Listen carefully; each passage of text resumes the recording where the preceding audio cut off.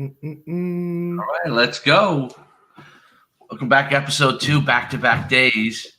Football at the kitchen sink with my man, Coach Depascale. With a C, not a Q. Don't mess it up. 2 for 2. 2 for 2. Me, Coach Schuman, hitting on the topics of the day. So today, well, I mean, the one thing there's never a shortage of is news, especially in sports right now, right? So Stop. stop. First, we start with our local. I guess that's our theme. Our local news. Governor Murphy comes out with no sports indoors till January 2nd. So that's I guess in the New Jersey protocol, December was only going to start hockey, and I don't know if you saw. I saw it posted, I think, on the Shore Savage guys. A kid started, a hockey player. Yeah, I know. Gave a hockey player sets an appeal to move their hockey season to spring. I don't know what that means, but no sports, and the only one right now that gets affected is hockey. But basketball starts in January. What do we think here? I mean, I know his original statement when he came out pushed everything back as far as obviously winter sports are entailed. I think hockey was supposed to be the earliest to start, which I believe was December 16th. And now, obviously, with that all being pushed back, it changes a lot of things. But you're talking about a winter season that's always winter is always difficult in general, because you have logistical stuff. So you're talking a lot of scheduling issues where not everybody, fall and spring have their issues when it comes to utilizing fields and stuff. But now you're talking about indoor sports where you're talking about utilizing gymnasiums and cafeteria rooms and things of that nature. Now, hockey, I would think, would probably be the easiest when it comes to logisticals because you're usually using, some third party ice arena, like I know Red Bank for us, they compete at the Armory, right? And I know, like up north, you got Menon Arena, Floyd Hall, which is on the campus of Montclair State, those type of places where now you're going, but it's just, look, winter sports, we were lucky enough to get 6 games off going, with our fall season. So now you're talking about winter sports with, hockey, not just hockey. Now you got girls and boys basketball. You have indoor track. You have wrestling, which. Well, wrestling is not till March, I think. It doesn't start. So you might, I have no idea what happen with vaccinations and all this kind of stuff, but let's say that stuff does happen, right? Like end of December, this stuff's rolling out to like the what do we call them? Well, first of all, the older folks and the essential workers, right? So that's the elders, right? So they're going to obviously get their hands on the vaccine or have the opportunity to receive the vaccine before others. So we're talking about our group dynamic of student athletes. Like they're going to be third in line behind, right? So and then be rolled out by then. I mean, starting to be rolled out. Yeah, it's a good question. I don't know. I mean, I don't know how you go about it as far as, and then you have all the, what about everything in the spring? I mean, what would that be? That would be March, right? Basically, or April. So from what I know, from what Governor Murphy originally released, as far as that stuff was concerned, was, like I said, it's all been changed since then. But hockey was supposed to start December 16th, and then I believe the first week in January was supposed to be basketball. And a couple of other sport, I believe, but the main ones were basketball. And then that was going to last for about probably 2 months, give or take. And then wrestling was going to go more towards March, where you would basically have almost a pseudo, basically 1 month type of season. And then you'd have to try and throw something together as far as, look, we're talking about, wrestling championships in Atlantic City, that weekend being one of the biggest events for high school sports in this state. If not, I mean, you're talking about did it last year, didn't we? We did it last year. I mean, they got through it, and then I believe the shutdown happened literally the following week. So, I mean, look, you're just talking logistical nightmares as far as things are concerned. Now, not everybody I guess is an issue too with gyms. That's what I'm saying. Kind of circling back to where I was going was, not everybody's as fortunate as us to have a gymnasium or a field house that we call it with the amount of whatever room space. I mean, what is there, like 4 courts in? I mean, look, the fact that we could definitely do it. I mean, I think we could do it. Well, the fact that we could get, the fact that you can host the Shore Conference wrestling tournament where you can get 8 wrestling mats in one gymnasium. And you and I were a part of that last year. We witnessed it firsthand. And that's with me coming from a school in Mount Olive in Morris County where, they hosted the counties, they hosted districts where you're talking 4 wrestling mats in one gym, and rocking and rolling. Now double that with our capacity. And, now it's just a different beast. Some of these schools, you're talking like group 1 schools where there's one gymnasium for the entire school. I mean, wrestling where some schools have wrestling rooms, some don't, like ours where they're wrestling in a cafeteria. You know what I mean? Like the logistical stuff that goes along with it. How are you going to schedule that? How are you going to do that? And look, we all know that wrestling is a sport in itself that is what's the word I'm looking for? Not exactly clean. I mean, they do their best, but they're worried about certain diseases and certain things popping up during a wrestling season, without a global pandemic going on. And now you're asking, at least with, we're outside with football and spring and fall sports, you're outside, for our case and purposes, you have equipment on. Now you're talking basketball where you're in shorts and a tank top, and you're sweating all over each other and you're literally face-to-face contact. Wrestling where you're literally I think they got to figure it out for the kids because that will, and they got to figure out where to put everything because I don't want those kids to lose their opportunities. That's my 2 cents on it. Think about for football, even though it's just 6 games for us, other teams maybe played 9. Just having the opportunity created other opportunities. Correct. Can't get rid of opportunities for these kids, and then we need to figure out. I think most of the people in schools are trying to figure out the best way. If they're given the opportunity, they will try.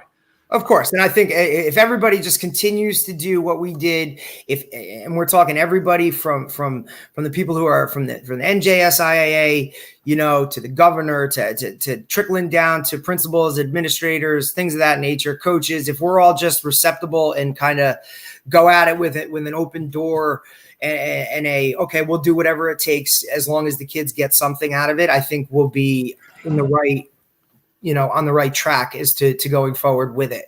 If not, if people want to start to push back and do that kind of things, it's not going to be good for anybody. Ultimately, I hope everybody just continues to keep that, give the kids an opportunity, get them something. I think that'll be the best way to go about it. So I hope that's the outlook everybody continues to have in moving forward. Otherwise, I think it's not going to be a very good winter. I'll tell you that much. Good point. I'm moving on from this one. Get away from it. I want you to tell me who this guy is. All right. All right. Here we go. You tell me who this guy is. I'm nervous. All right. Oh, hold on. I'll give. Right. Okay. Here we go. Ty Detmer. Ah! So do you know what today is? Listen, man, I was born in the spread offense. Come on. Come on now. BYU, Ty Detmer. Today is the 30th anniversary of when I guess he won the Heisman 30 years ago. Ty Detmer. When they threw the ball, when people didn't throw the ball. Yeah. Oh, they threw the ball every play. Look at that. Straight drop. Little elusiveness, throws all the way back across. Right. Wow. Skinny as a rail. Now, what did that team do? Were they successful as a team? I believe. That's a good question. See, I'm calling you out here. It's a good question. Well, I mean, that's why we go to the tape here on this. So, reason why I bring it up, I'll look that up for you real quick. BYU Ty Detmer record. See what they were. Now, look, see, like that's something that's growing up in this spread offense and in a run and shoot offense at Butler, like when we were 4 wide, 5 wide, shotgun, throwing the ball 50 times a game. A lot of people they don't. It's crazy to go back and now everybody does that except in the short conference. But most depends. They're coming about. But I mean, a lot of people, that's what they're used to. They're used to just seeing a quarterback sit back there and just chuck it all over the yard. That wasn't always the way, man. I mean, fullbacks, tight ends, that's the running the ball, all that stuff. It was the norm for so long that when a guy like this, where you have Ty Detmer who comes along and is just throwing the ball all over the place and an exciting style of football, people started to flock to that. And I think that's why if you look at like the Pac-12 and you look at West Coast offenses and things of that nature, there's a lot more excitement, a lot more throwing of the ball when it comes to out West than there is here in the Northeast when you're thinking, kind of ground and pound and run the football with cold weather and that type of stuff. So, what year was that? 80? Was that 80? He was 91. You ready for this? He threw for 15,000 yards in his career, 120 touchdowns. 100? How many? 21 touchdowns. 121. How many years is the Sometimes records at the time? Of course, because I'm sure they've all been shattered. Wait, 15. Wow.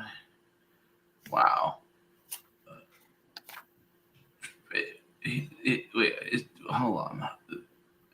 This is a bowl game. Oh, including with bowl games, he was 16,206 yards passing and 127 touchdown passes.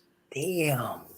That's pretty impressive. I don't know what their records were, but I'm sure we can find out. And obviously, I'm transitioning to this for a reason. I mean, BYU, as you know, I think his number. They were 1991. They were 8-3. I think that was the year he won the Heisman, but don't quote me on that. If it was 30 years ago, it would be. That's that would be the year before. Maybe he won as a junior. I don't know. He won the Heisman Trophy. Yeah. They're 8-3. 8-3-2. That's a lot of football games. 13 games. Yeah, I was going to say that's definitely a lot. So BYU, number 14 team in the country.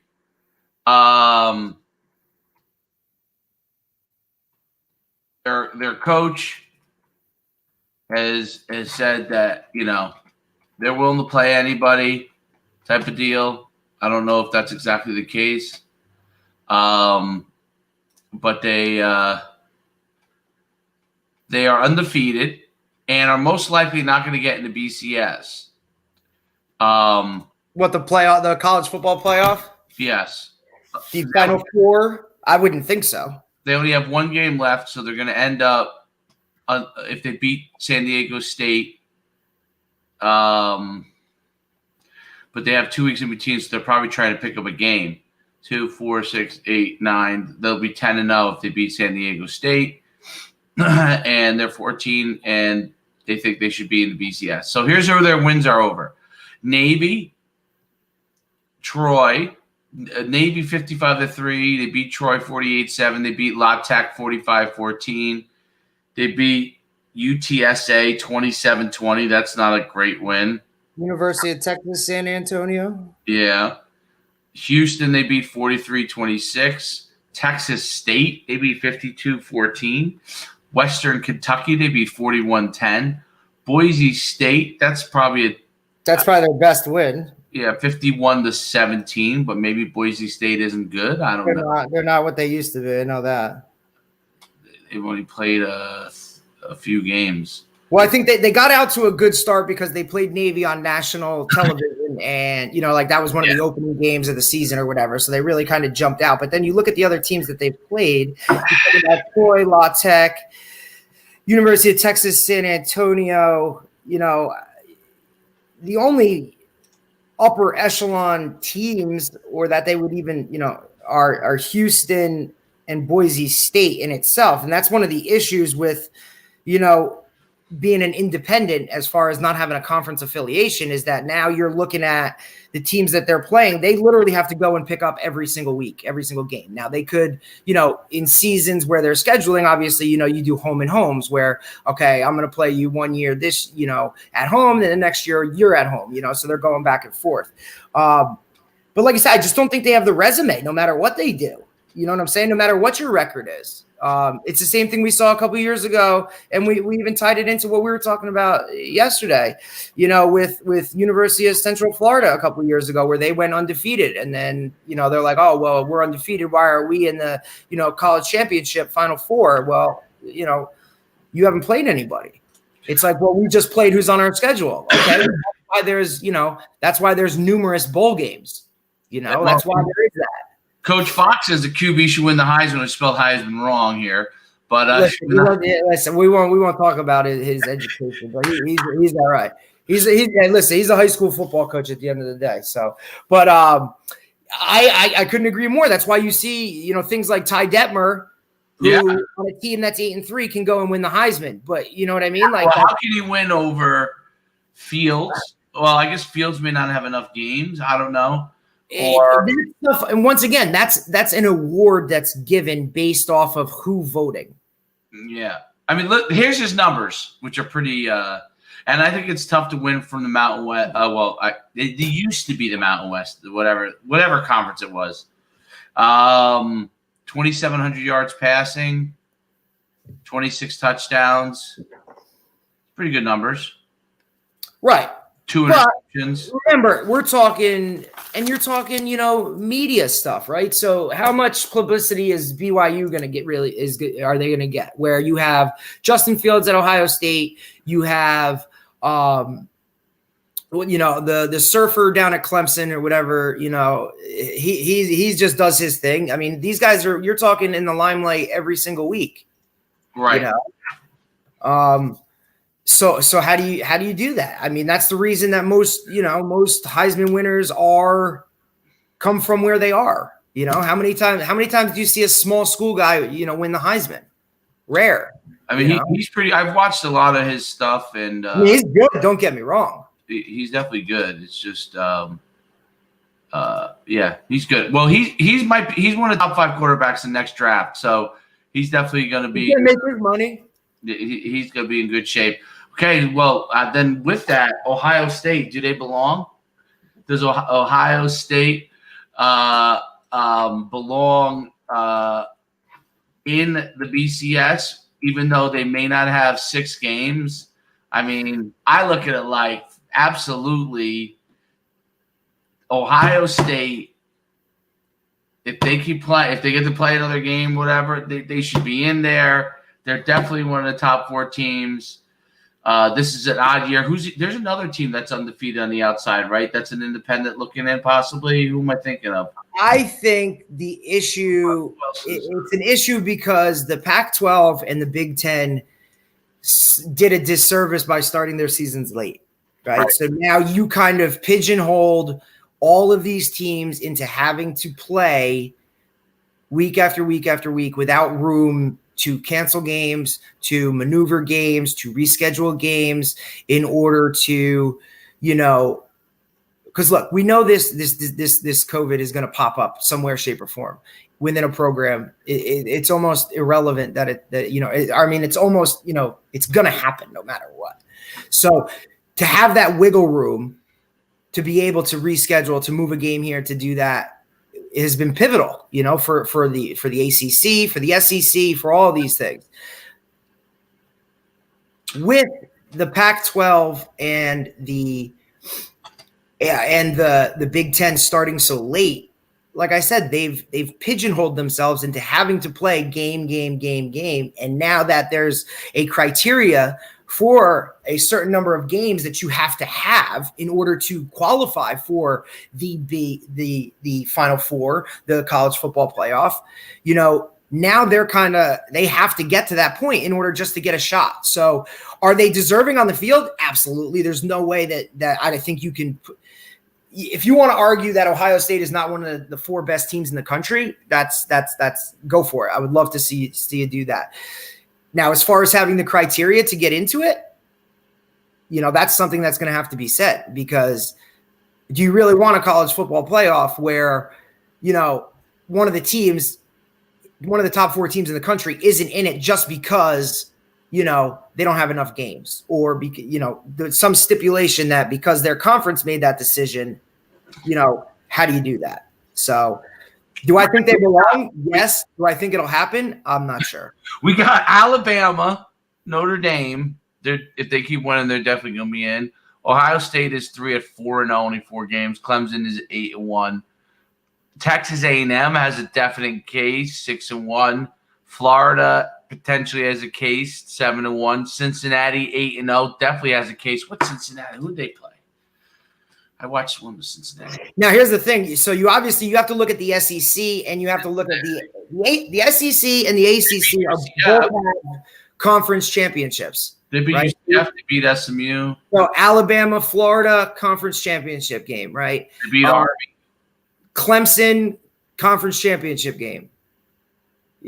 Somebody's going to some of these teams, and obviously Clemson already has their loss to number 2 Notre Dame. Does Cincinnati deserve to be in there? They're 8-0. BYU is 9-9-0. It's just an unusual year. You never have Miami is 7-1 quietly. Yeah, they got 3 winnable games too. I think they're playing Duke. I think they have Duke. I know they have Duke because they've been down on quarantine. So Alabama's probably a lock. Notre Dame, Notre Dame will play a conference championship against Clemson. So right. If Notre Dame loses that game, could they be out? And then Ohio State, will they get sick to 6 mandatory games? I think is the issue, right? Correct. So they have Michigan State and Michigan. So if both those go off, they'll get in, and they should probably most likely going to wax both those teams. But then they should be in. And then what Cincinnati, this, I'd love to see one of those teams get a shot. I don't know. That's me. Maybe it's because I've been a public school coach forever, and that's just how I think. But I'd love to see one of them get a shot, man. Yeah, absolutely. You love to see the underdog. What's that? I said I love to see those, especially us, right? Because, I think you and we're very similar in a lot of ways. But the ultimate thing that I think, bonds us more than anything in the world is the fact that we came from Group 1 programs. Yes. We came from small, tiny towns where football mattered, and literally, if you had 30 guys on the roster, that was a lot. So we always just have this underdog mentality that I think obviously, it's something that it makes us always want to root for that smaller guy, Yeah. So would I love to see it? Yeah, I'd love to see it. Do I think it's going to happen? I don't think so, because, just in my eyes, it comes down to politics, and it comes down to money, and what's going to give you more ratings on TV, like University of Cincinnati or Notre Dame, Ohio State or BYU, you know what I mean? Where's the, unfortunately at the end of the day, this is a business, college sports are a business, which is why I'll fight for any Division I athlete to get a paycheck any day of the week, because the amount of money that those kids make for those schools, it's ridiculous. Well, stop you right there, man. Hold on, I got to respond to my man. I got an advocate over here for Cincy.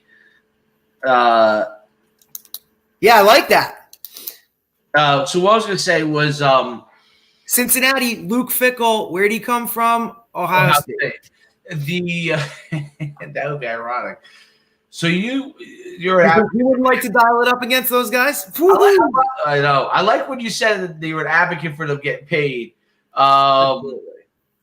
So I am definitely for them getting a certain amount and having the ability to do anything they want from a sponsor marketing thing, which is going to happen anyway. Listen, now when you say getting paid, what do you mean by that? So when we're talking, look, if you were, is someone getting $100,000 to play college football? This is how I look at it, and obviously it would all be based off of the size of the program you're at, and I'll tell you exactly why I have this viewpoint. And when people ask me that, and I say that, sometimes people look at you like, "What are you, crazy?" Like they're getting a free scholarship, they're getting free schooling. All right, well, this is coming from someone who played Division III athletics. No matter what sport you're playing, it is a full-time job if you want to be successful. And it's even if you do the bare minimum as far as that. And that's not talking anything you do on your own time. If you're just there for everything that's scheduled to be there, it's a full-time job. So you know what, like as a Division III athlete, I wasn't getting, all the gear. I wasn't getting these other things that go along with, being a Division I athlete. I was paying for school my way. I was basically playing for love of the game. So love of the game gave me 5 a.m. workouts.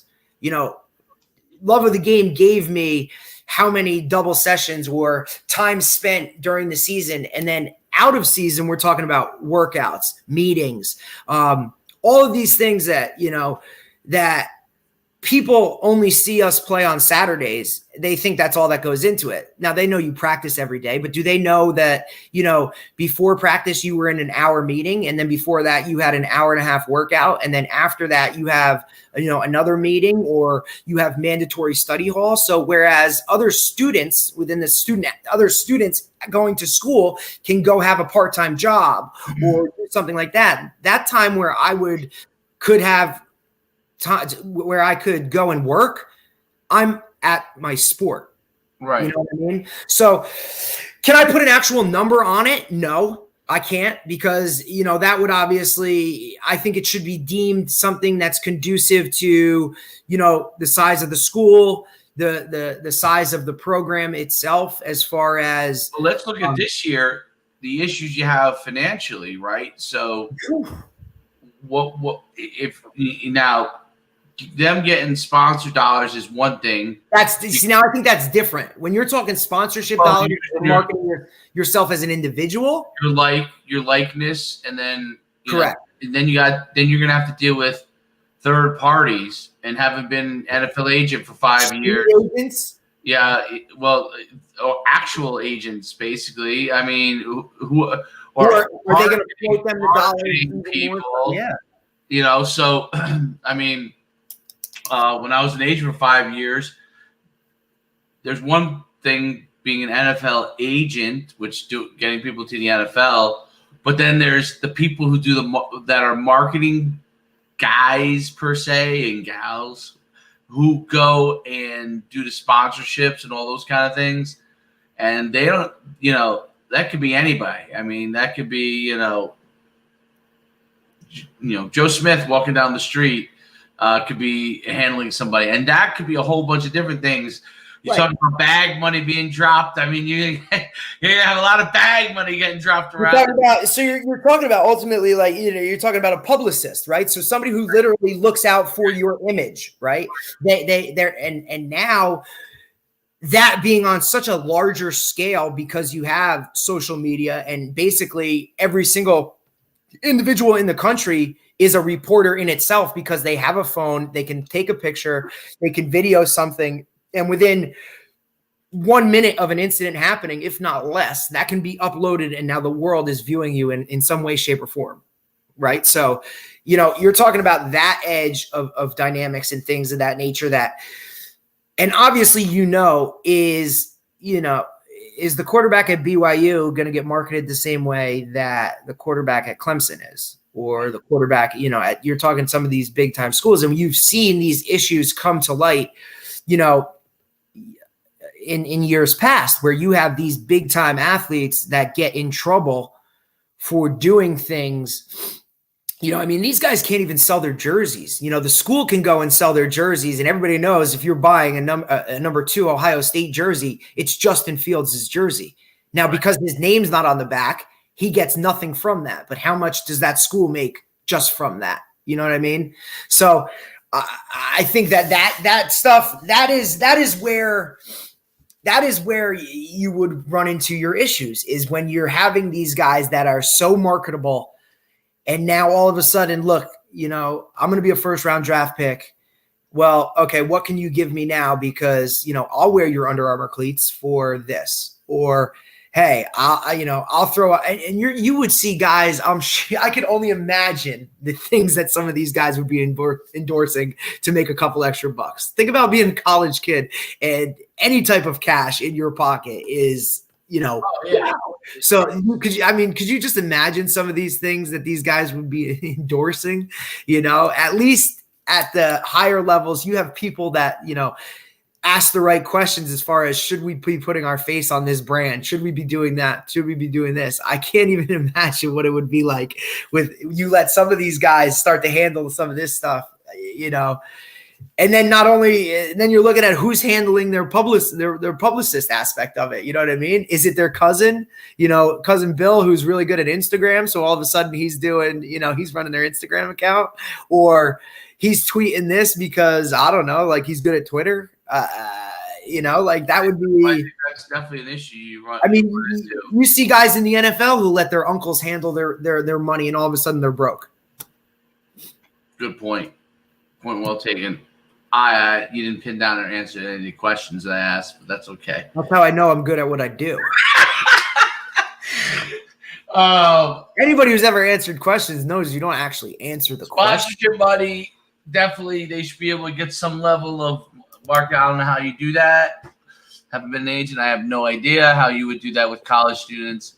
And then I think the cost of the scholarship, they're already doing that now, which is good. That's the right step. How much above that? I don't know. Like, do you give right. Are they doing it based off of what money they make? And then how does that affect Title IX well, and here's the other thing I look at is you look at how much money coaches make. And look, and don't get me wrong, I'm an advocate for coaches making as much money as possible, because at the end of the day, our livelihoods or their livelihoods depend on an 18-year-old, 19-year-old kid playing a game and doing well and performing at its highest level in order for their families to survive. You know what I mean? So that's on a whole different level. But, if you want to put the kids first, you want to put them in the best situations. That's why we're talking big time programs that have, these nutrition plans and food for days and comfortable living quarters. And, they're getting all this stuff, and people on the outside looking in are like, wow, look at this student athlete. Like, he gets everything, they get this, they get that. Well, yeah, man, like, in order to perform at the highest level, they need this stuff. Now some of the amenities above and beyond, absolutely. But isn't that part of the whole thing? That's where you're going into your recruiting wars. And am I going to go to this school? Am I going to go to that school? Based off of certain things. That's why you see, schools trying to play catch up. Everybody's a copycat. Like, if somebody does this, well, I want to do this, or the next thing going forward. How you go about it, I don't know, but should they? Yes. There's your answer. I want to show you something. You tell me if you think it's funny. I have a sense of humor. You do? Sometimes. Of course you do. What about, by the way, Liberty? How about them? How about Liberty and Coastal Carolina? Coastal Carolina's undefeated. How about Coastal Carolina hosting? How about that's the college game day game of the week? They're going down there. They're hosting College Game Day from Myrtle Beach on the campus of Coastal Carolina, the Chanticleers. Yeah, they're hosting it. Yeah, I saw that yesterday. How about Liberty? How about Liberty? Does everybody know who the head coach of Liberty is? The head coach of Liberty must be Hugh Freeze. Yes, the former. Anybody know why he's a big name? Like, of course, blind side, man, the blind side. Michael. How about the fact that he coached last year from a hospital bed? Oh, is that why? He's famous? Isn't he famous for being the high school coach of Michael Orr from the blind side? Correct. But he also got himself into some trouble at Ole Miss, which is why he is now coaching at Liberty. Didn't that have to do with lots of bags being dropped and? Yes, that and making certain phone calls to certain services from his office phone. Which is that what it was? Which isn't exactly the smartest move for. Yeah, you can't be doing.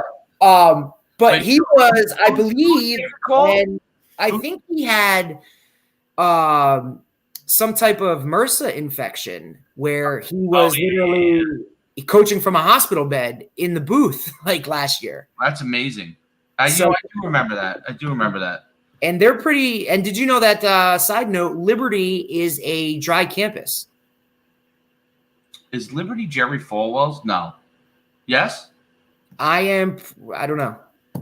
But I know Liberty because I once was at a clinic with a coach who coached at Liberty, and he said, he was trying to explain the atmosphere that was there, and he said, "Look, I just want everybody to know that this is one of the best atmospheres to play in because it's a dry campus." And everybody kind of looked at him with a tilted head. He said, "Man, you don't understand. They're drunk off that Bible juice. They're not drunk off some type of alcoholic beverage. It's the Bible juice, man." So. Jerry Falwell Jr. That's who was the president of Liberty before they ousted him.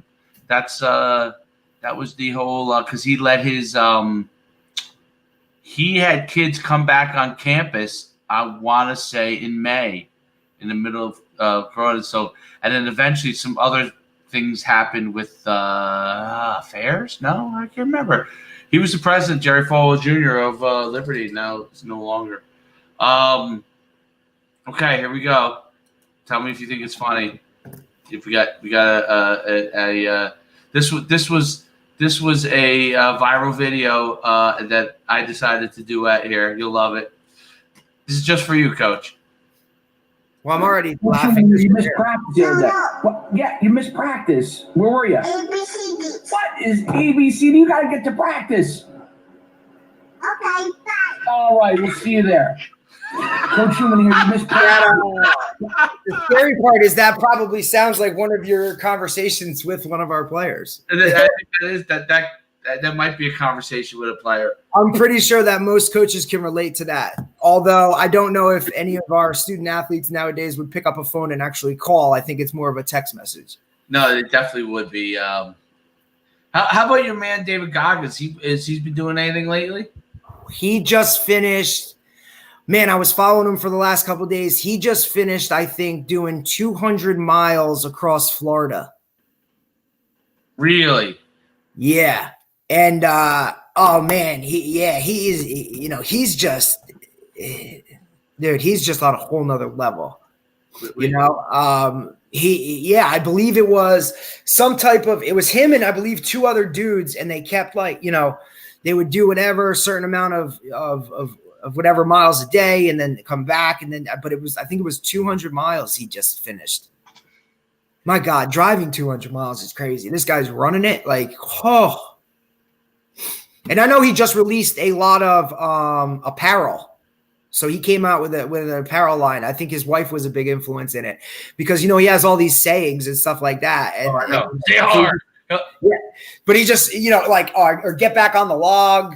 Well, that comes from his book when he right.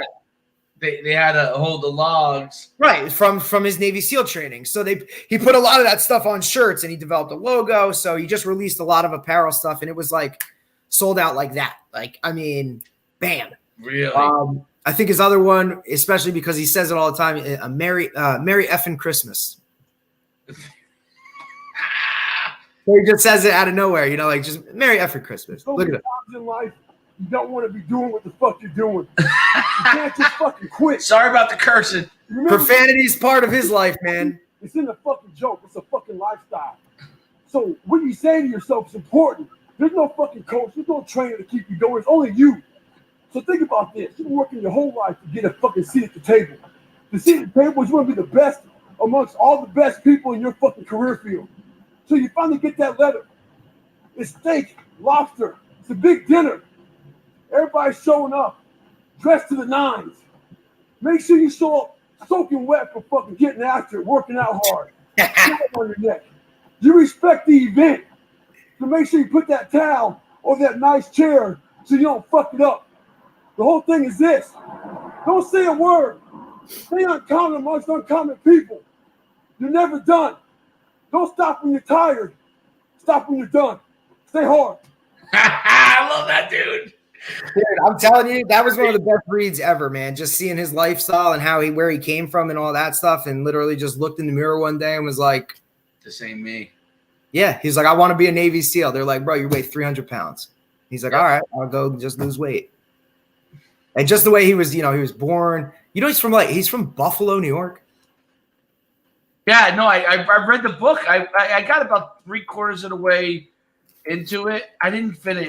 You may have to tell me the end because I may not get to. Listen, I mean, it's just his story has continued, man. It's a success story. You know what I mean? And look, I respect anybody who runs because, I was never a runner. Never thought it's whatever. So anybody who just runs or has ever done any type of consistent running or distance or any of that stuff, I just, I bow down to you, man, because that's just, even when I was in shape, I was never a runner. You know what I'm saying? Running was just never my thing. Always wanted to find a way out of it. So anybody that can do that stuff on the regular, I think is just kudos to you, man. But, I don't know. You were a sprinter, right? You weren't a distance guy. I wasn't a distance guy. I was a sprinter, but, but I look at one side of my family is a ton of runners. My cousin was, my cousin, they dominated at distance running at Mount Olive, and I have another cousin who's running at Cortland right now, distance. You know what I mean? I don't know, man. For me, I just look. I was football, bro. As fast as you can for 7 seconds, and then we get a break. You know what I'm saying? We don't have to go that long. So that stuff is just. I respect the hell out of any of that stuff. That's for sure.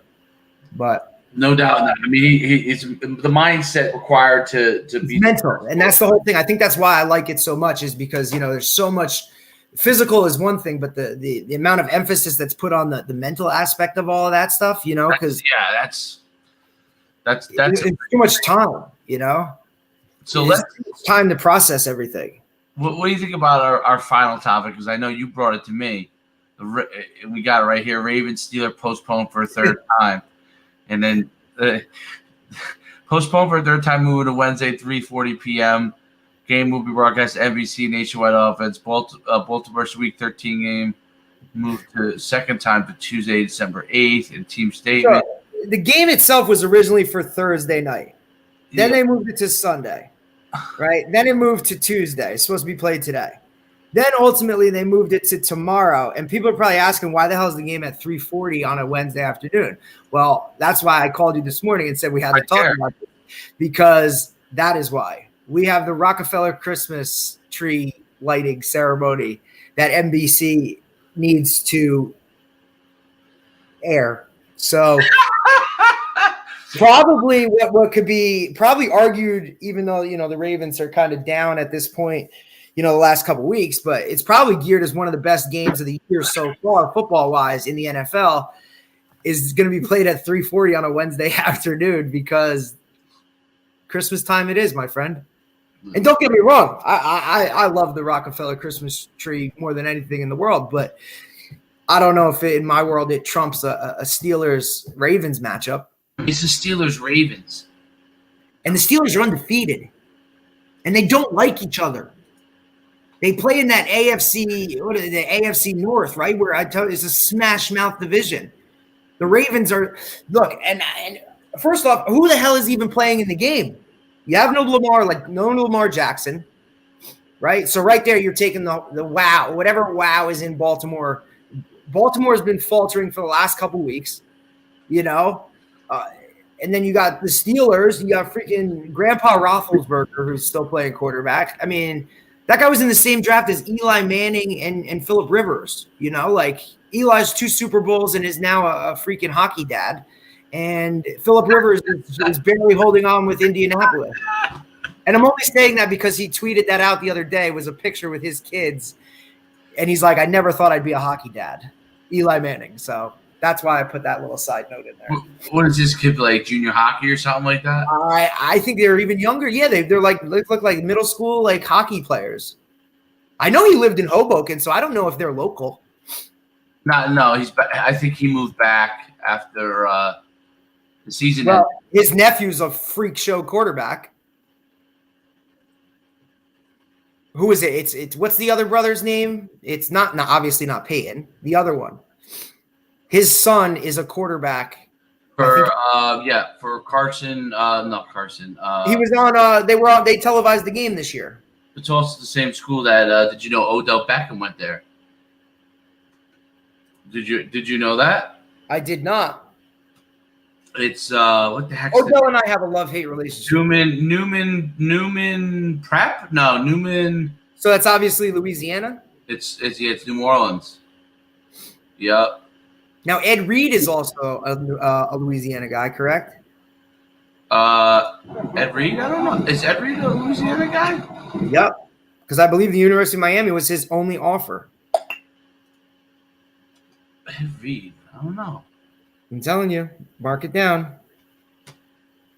We have to is that a fact-checking Yep. deal there? Dude, this is my favorite video of Ben Roethlisberger ever. Oh, yeah, this is the best. Wait. This one. Yeah. Ben Roethlisberger, what college? Bowling Green. Nope. He was Bowling Green? You're right with the conference. Wrong team, though. He didn't play for Bowling Green, huh? Sorry, bud. Are you sure about that? If you want to fact check me, go ahead. It was Bowling Green? It is a MAC conference team, though. Oh, hold on, let me think about this. I could have sworn. Maybe I'm wrong.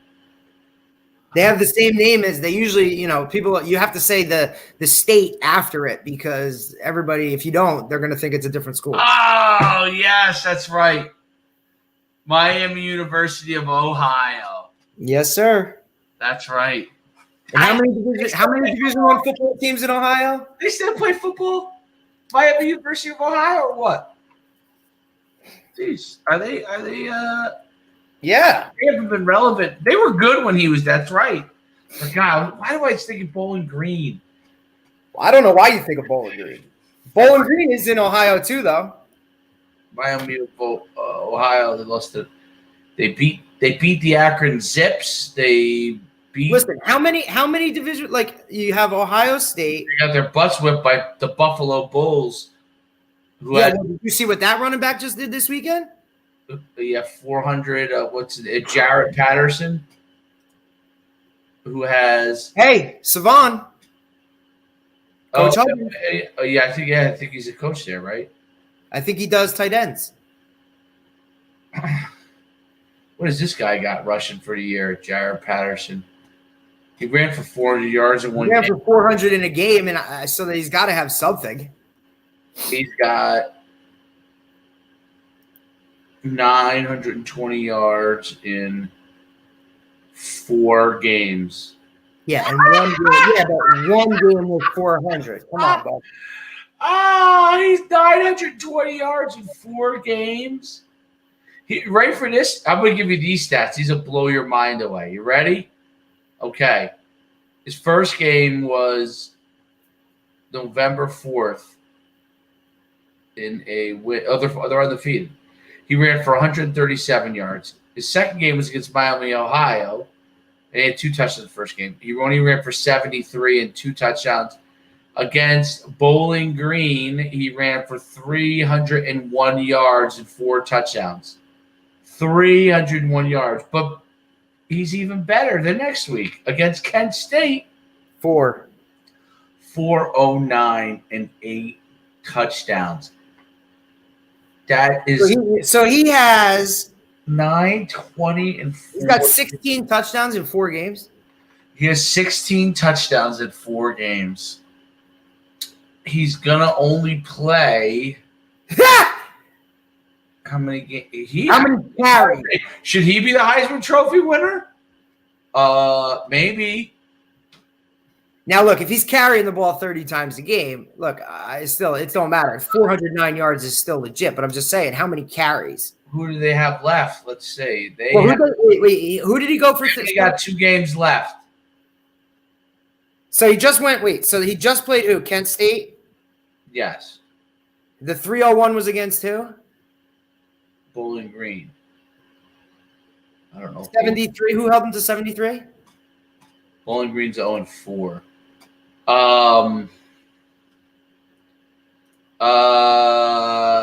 Who held him to 73? Why is ESPN's site so darn slow? Who held him to 73? A million advertisements. Oh my God, so annoying. 73 was Miami of Ohio. It was pretty good. You just said they were terrible. No, I said they won. And then who was the first game against? 2-1. No, I said Bowling Green is terrible. They're 0-4. And then the 137 in the first game was against who? Northern Iowa, who's usually pretty good. So those are all obviously Northern Illinois. Oh, Northern Illinois. Yeah. Well, there's been a couple good guys coming out of Northern Illinois, correct? Yeah. So now they got Ohio. They play Ohio. They have Ohio. Ohio is in the Bobcats, as in Frank Solich. Are these guys really making that much money from these advertisements? It's really slow on your site. So he's got Ohio and Frank Solich, and then what's his last game? And the MAC does Ohio's pretty good. They're 2-1. It's Frank Solich, bro, the old Nebraska coach. Frank Solich is still there, and then they got Akron, who's horrendous. He might drop 4 bills against Akron. Let's say he drops 2 bills and 3 bills. That would be 1,400, and he rushes for, let's say, 20 total touchdowns in 6 games. Does he deserve a Heisman Trophy? You have to bring him to New York. How do you not? That's an injustice to the thing itself. If he played the normal 11, 12 games, he would. Well, no, I won't say this because. So if he has 9, you said if he has. Barry Sanders' record is insane. Yeah, Barry Sanders, you can't touch that. And Adrian Peterson had a ridiculous year. Ricky Williams had a ridiculous year. Like, you can look at all these guys that you know. He has 920 through 4 games.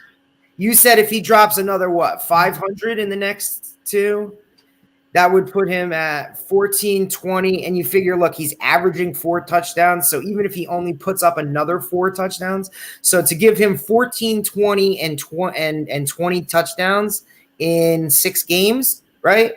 In 6 games, that's pretty stupid. It's stupid.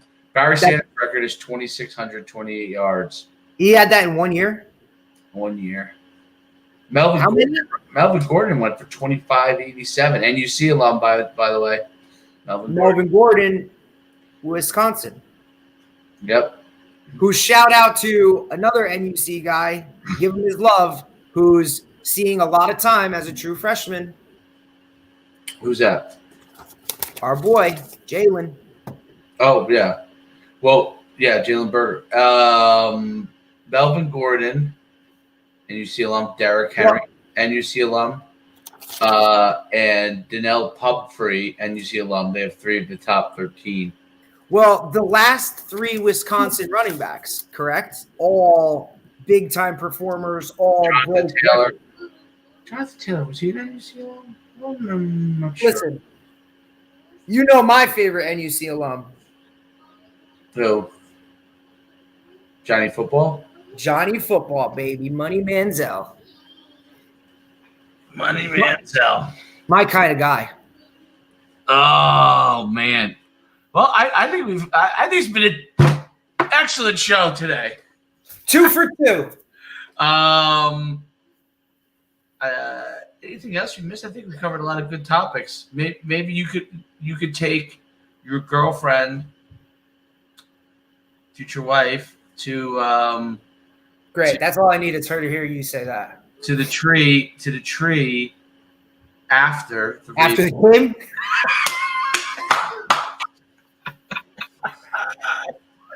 Well, here's a since you always say that I'm on top of it, like I know everything, random things about everything. When they brought the tree in, they found a baby owl in it, and they removed the baby owl and named it Rockefeller. No, wow, really? Check it. Fact check it. Why do I know that? I don't know. You know But a I lot do. of things. You know a lot. Hey, before we do go, I do want to say shout out to our guys who made you had the all division meeting last night. So yeah, absolutely. A big round of applause to our guys. What did we do? 12 guys total? 12 guys on first and second team, all division. Second team, So, 7 on first team, 5 on second. Yeah, absolutely. Credit to all those guys. You guys worked your tails off, and look, everybody's rewarding of something in this season, but you guys let the work do for yourselves. And I believe you were you played the second least amount of games out of all the teams that were in it. So in 6 games, you guys put up some pretty impressive numbers that obviously other coaches that played against you felt were rewarding. So congratulations to you guys. And I think it's, awesome. I love that stuff. That stuff to me, it's just, when you see the rewards being reaped in such a team sport, sometimes, the individual sometimes in my eyes gets, taken back a little bit. So to see guys who really, who do their job and do what's right for the good of the team come out on top and get some individual accolades, I think is awesome. First team, Owen Laughlin, quarterback. Wide receiver, Nick Faragine. 3 years, that kid, bro. 3 years and 2 times all short teams. Hopefully this year another one. Owen, 2 years. Nick, 3 years. Brian Nowitzki. First time offensive line. La kick, Giancarlo Dantage. Hang on. I got to say something about La Kick, because for everybody that doesn't know, La Kick came to us from New York City, so he relocated, never played football a day in his life. We had to actually coach him to kick it over the goalpost, not under it. So that's phenomenal. First team, all division, and a kid that never played the sport before in his life, like, I look forward to that. So first team, the first team defense, Daniel Jurek, junior guy. Kean Carrillo, who's a junior, and only played 5 games. Jack Rossi at defensive back, and then first year starter, free safety. Second team, we have Jack Dangler, wide receiver. Phenomenal. On the offensive line, yes, really emerged. I mean, 28-8. I don't know how many people had more than that yards per catch. 200-yard games too, I think he had. And then we got Pete Thomas on the offensive line. On the defensive line, which definitely was our I think our premier group.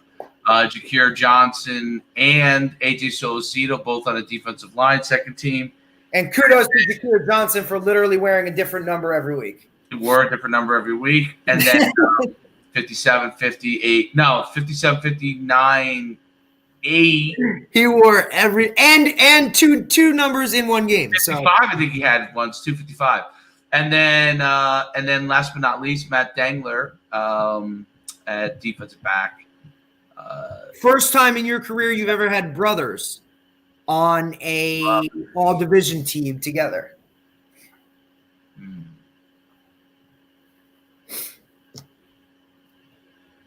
I think that's correct. But at the same time, yes. Yeah, I mean, I think that's an awesome statistic to have. Yes.